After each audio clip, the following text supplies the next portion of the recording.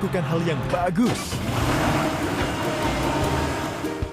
Pertama, kita harus mengisinya. Lapisan pipa. Tekan pompanya. Selesai. Pasang pipa untuk kolam renang.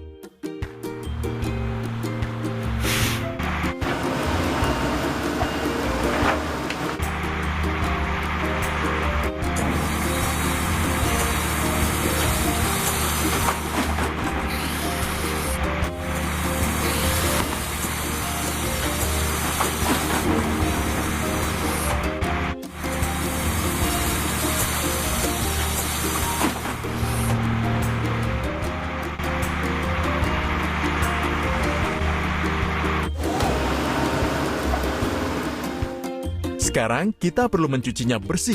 Lapisan pipa.